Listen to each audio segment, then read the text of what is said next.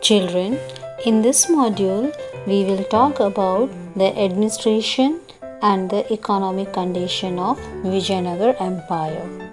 First, we'll talk about administration.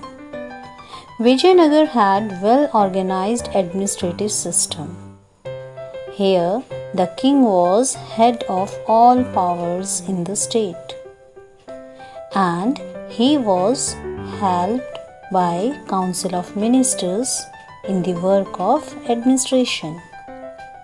The empire was divided into mandalams, which means provinces, and each province was administered by a governor or a nayak.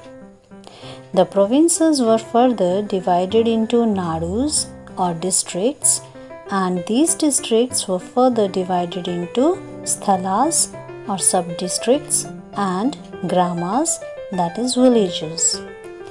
The village was administered by hereditary officers like accountant, watchman, officers in charge of forced labor.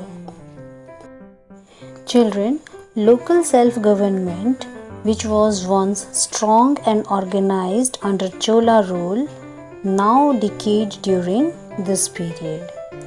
Village administration became feudal in nature, and administrative posts also became hereditary, and the king became more and more dependent on feudal lords for governance and military matters.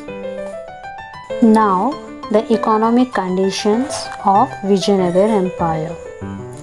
Vijayanagar Kingdom gradually became the most prosperous in whole of India, and it owed its prosperity to agriculture and trade and commerce.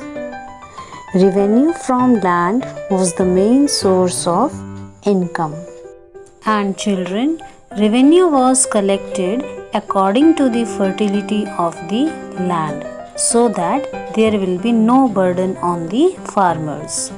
In addition, there were other taxes such as on property, sale of goods, profession, marriage, etc. Children, to enhance economic conditions, trade, roads and canals were also improved, and they gave more stress on overland and overseas trade, which flourished a lot and brought prosperity to the Vijayanagar Empire.